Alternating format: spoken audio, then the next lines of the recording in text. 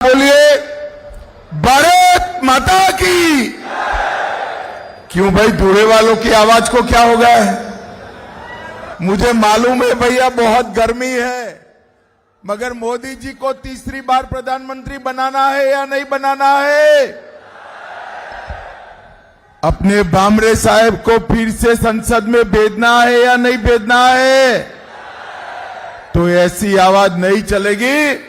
मैं शिवाजी महाराज का जयकारा लगाता हूं। मेरे साथ दोनों हाथ उठाइए, उठाइए दोनों हाथ, विजय के संकल्प की मुट्ठी पीछे और बोलिए जय शिवाजी, जय जय जय जय जय शिवाजी, जय जय जय जय जय भवानी, जय श्री राम। मंच पर उपस्थित श्रीमान देवेंद्र जी,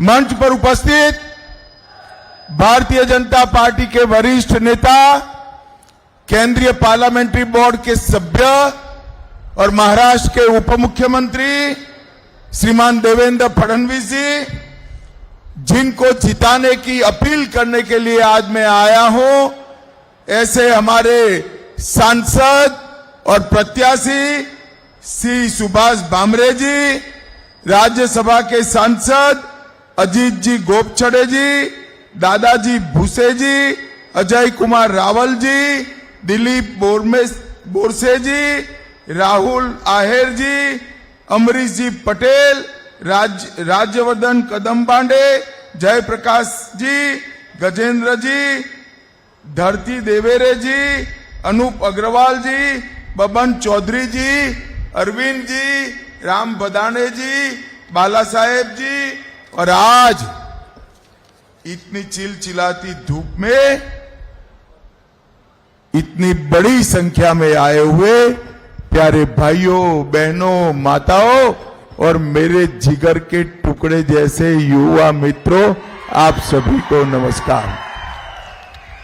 भाइयों बहनों, सबसे पहले मैं धूले शहर की ग्राम देवी एकवीरा माता के मंदिर को प्रणाम कर कर मेरी बात की शुरुआत करता हूं।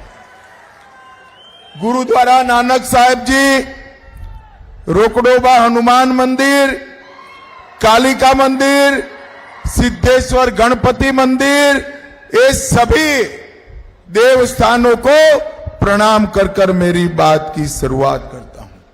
मैं जब यहां महाराष्ट्र की पवित्र भूमि पर आया हूं, तब हिंदवी स्वराज की स्थापना करने वाले छत्रपति शिवाजी महाराज, धर्मवीर संभाजी महाराज, बाबा साहेब आंबेडकर जी और महात्मा ज्योतिबा फूले को भी मनपूर्वक प्रणाम करता हूं। और धुले वालों, आजकल जिनका नाम लेना उद्धव जी ने छोड़ दिया है, वो वीर सावरकर को भी प्रणाम कर कर मेरी बात की शुरुआत करें। आज देश में चौथे चरण का चुनाव चल रहा है। मैं देश भर में जहां जहां चुनाव हो रहा है, महाराष्ट्र में जहां जहां चुनाव हो रहा है, सभी जनता जनार्दन को अपील करना चाहता हूं, अभी 6 बजे का समय है, भारी संख्या में मतदान कर कर आप देश को सुरक्षित करने वाली एक सरकार चुनकर भेजिए। भाइयों बहनों, ये चुनाव जो है 2 खेमों में बटा हुआ है। एक और नरेंद्र मोदी जी है और दूसरी ओर राहुल बाबा है। एक और 12 लाख करोड़ के घपले, घोटाले, भ्रष्टाचार करने वाली कांग्रेस पार्टी और उनके साथी है, और दूसरी ओर 23 साल तक मुख्यमंत्री और प्रधानमंत्री रहने के बावजूद 25 पैसे का जिन पर आरोप नहीं है, ऐसे हमारे प्रिय नरेंद्र मोदी हैं। भाइयों बहनों, एक और, थोड़ी गर्मी बढ़ते ही बैंकॉक थाईलैंड जाकर छुट्टी मनाने वाले राहुल बाबा है, और दूसरी ओर 23 साल तक दीपावली की भी छुट्टी लिए बगैर सरहद पर जवानों के साथ दीपावली मनाने वाले नरेंद्र मोदी है, नरेंद्र मोदी। एक और चांदी के चम्मच के साथ पैदा हुए राहुल गांधी है, और दूसरी ओर चाय बेचने वाले गरीब के घर में जन्म लेने वाले नरेंद्र मोदी। दूल्हे वालों, आप लोगों ने दोनों के बीच में चुनाव करना है। मैं आज आपको बताता हूं, भामरे साहब के नाम के सामने 3 नंबर पर जो कमल का निशान है, उस पर जब आप बटन दबाओगे, भामरे साहब को दिया हुआ एक एक वोट सीधा नरेंद्र मोदी को प्रधानमंत्री बनाने के काम में आने वाला है। भाइयों बहनों, मैं आप सभी से अब सीधी बात कर रहा हूं। मुझे बताइए जरा, अयोध्या में राम मंदिर बनना चाहिए था या नहीं बनना चाहिए था? जोर से बोलो, बनना चाहिए था या नहीं बनना चाहिए था? 70 साल तक एक कांग्रेस पार्टी, शरद पवार जी राम मंदिर के मुद्दे को अटकाते रहे, कोर्ट में उलझाते रहे। अरे एक बार सरकार तो बनाओ, बाकी सब भी हो जाएगा। कोर्ट में उलझाते रहे। आपने मोदी जी को दूसरी बार प्रधानमंत्री बनाया, मोदी जी ने 5 साल में केस भी जीता, भूमि पूजन भी किया, और 22 जनवरी को प्राण प्रतिष्ठा कर जय श्री राम कर दिया। भाइयों बहनों, मैं कांग्रेस पार्टी के नेताओं को और विशेषकर उद्धव ठाकरे जी को पूछना चाहता हूं,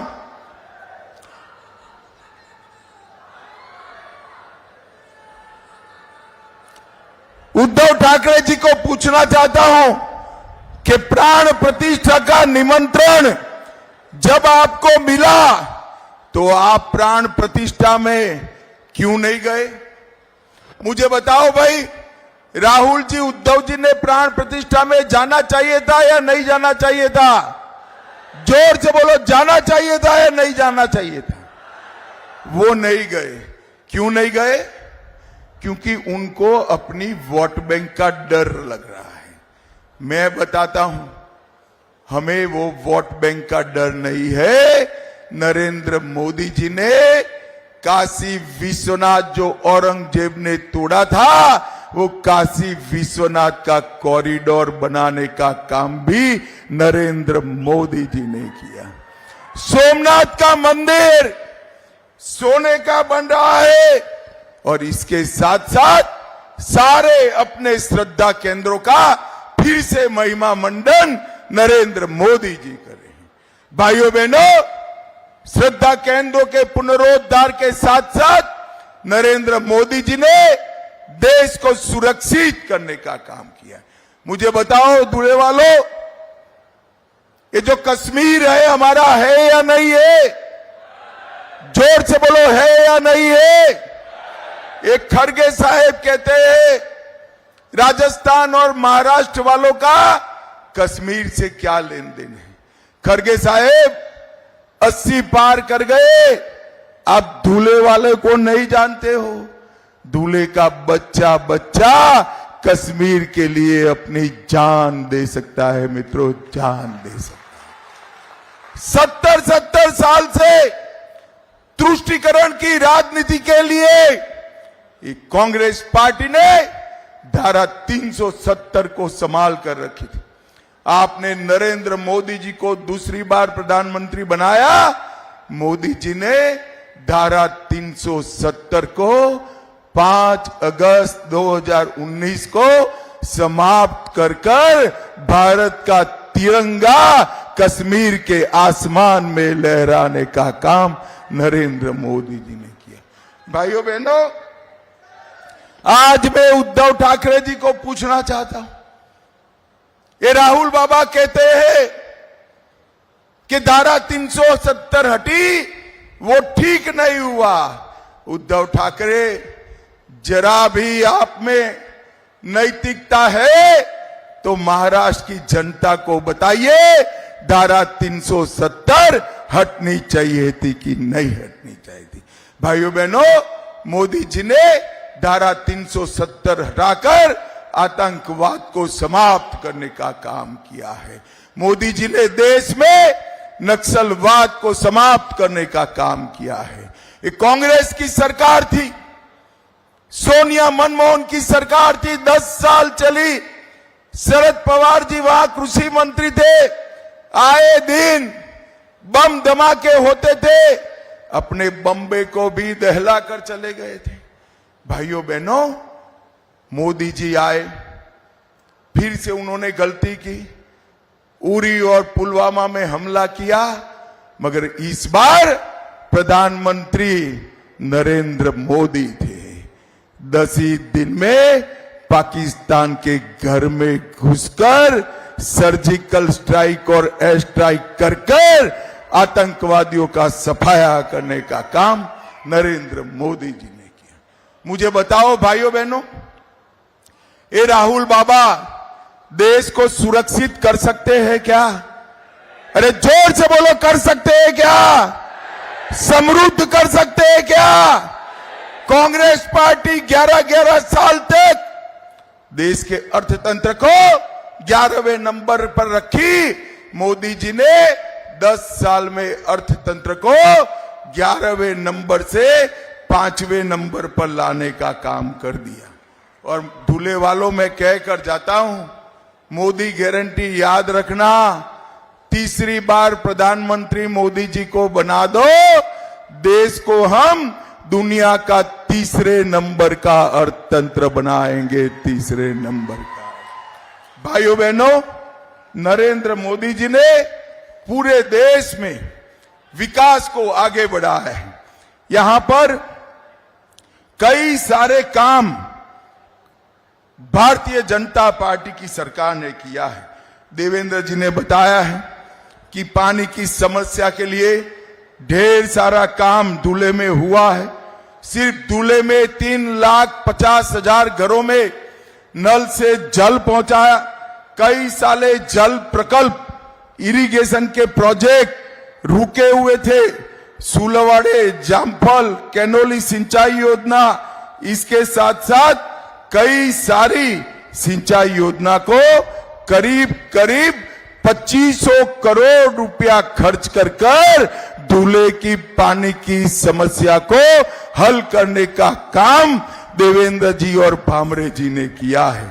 भाइयों बहनों, ये धुले जिले में 6 नेशनल हाईवे बनाए। धुले सोलापुर, दोंडाईचा कुसुम्बा मालेगांव, साकरी पीपलनेर, सटाना देवला चांदवड़ और सोनगिर दोंडाईवाड़ा अंकलेश्वर और नागपुर सूरत हाईवे, ये सारे हाईवे धुले में फिर से एक बार जीवंत करने का काम नरेंद्र मोदी जी और देवेंद्र फडणवीस ने किया है। मित्रों, एक बात मैं कहना चाहता हूं, पूरे देश में किसान जो कपास उगाता है, इसके लिए ऐसी योजना कोई नहीं लाया। देवेंद्र जी ने 4000 करोड़ रुपया की भावांतर योजना लेके आए हैं कपास के किसानों के लिए। जैसे ही आचार संहिता समाप्त हुई, आपके बैंक अकाउंट के अंदर 4000 करोड़ रुपया सीधा ट्रांसफर होने वाला है। भाइयों बहनों, सीधा ट्रांसफर होने वाला। भारतीय जनता पार्टी की सरकार ने महाराष्ट्र में विकास के लिए लगभग 15 लाख करोड़ रुपया भेजने का काम किया है। परंतु ये उद्धव ठाकरे जी वो जवाब दे, जब कांग्रेस की सरकार थी तब आपने क्या किया था। भाइयों बहनों, ये धूले के अंदर ढेर सारे काम भारतीय जनता पार्टी की सरकार ने किए हैं।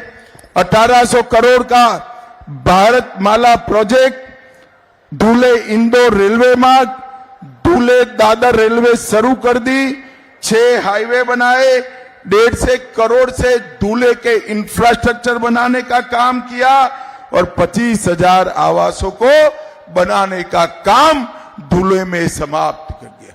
भाइयों बहनों, आज मैं यहां आया हूं तब सत्ता के कारण, सत्ता के लोभ में सिद्धांत छोड़ने वाले उद्धव ठाकरे को 5 सवाल मैं पूछना चाहता हूं। कांग्रेस के नेता आतंकी कसाब का समर्थन कर रहे हैं। उद्धव ठाकरे, क्या आप कांग्रेस के नेताओं के साथ है? इसका जवाब महाराष्ट्र की जनता को दीजिए। दूल्हे वालों, मुझे बताओ, ट्रिपल तलाक वापिस आना चाहिए क्या? जोर से बोलो, आना चाहिए। एक कांग्रेस पार्टी मुस्लिम पर्सनल लॉ वापिस लाना चाहती है। उद्धव ठाकरे, आप जवाब दीजिए, क्या आप इसके साथ हैं? कांग्रेस पार्टी और राहुल गांधी वीर सावरकर का विरोध करते हैं। उद्धव जी, आप बताइए, राहुल गांधी के साथ आप सहमत है क्या? और उदयनिधि स्टालिन और उनके साथी सनातन धर्म का विरोध करते। शिवाजी महाराज ने पूरा जीवन हिंदवी स्वराज की स्थापना के लिए न्यौछावर कर दिया। ये सनातन धर्म का विरोध ये स्टालिन एंड कंपनी करते हैं। उद्धव जी इनके साथ हाथ मिलाते हैं। उद्धव ठाकरे, आप महाराष्ट्र की जनता के सामने स्पष्ट करिए कि आप सनातन के विरोध में इनका समर्थन कर रहे हो या नहीं कर रहे हो। भाइयों बहनों, मैं आप सभी को पूछना चाहता हूं, कोरोना का टीका आप सभी को लगा है या नहीं लगा है? जरा लगा है वो दोनों हाथ उठाइए तो जरा मुझे बताओ। 25 पैसा भी देना पड़ा है। मोदी जी ने सामने से कॉफी पिलाकर कोरोना का टीका दिया ना। मुझे बताओ, कोरोना जैसा कोई संकट देश पर आता है, ये इंडी अलायंस के नेता राहुल गांधी देश को बचा सकते हैं क्या? अरे जोर से बोलो, बचा सकते हैं क्या? चंद्रमा पर चंद्रयान को पहुंचा सकते हैं क्या?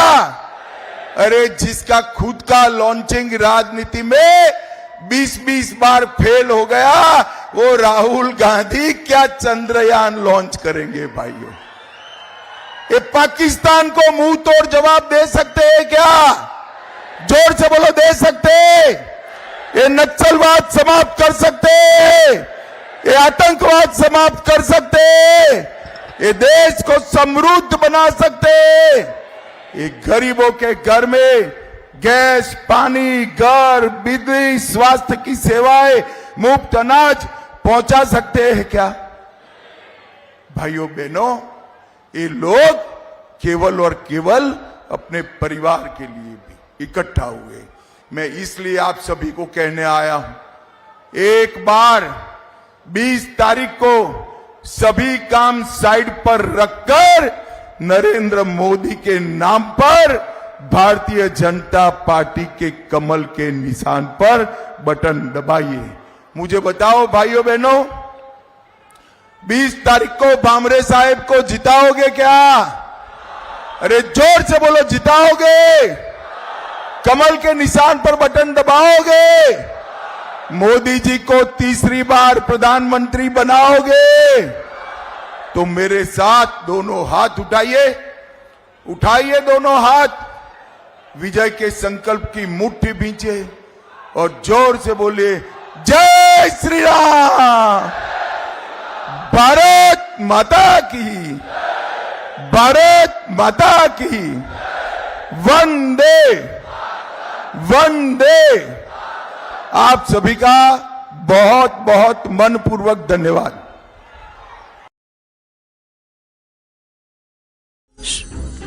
இங்க நின்னு என்ன யோசிக்கிற? எப்படி எடுக்கிறதுன்னு யோசிக்கிறேன். இப்படி எடுத்தா போச்சு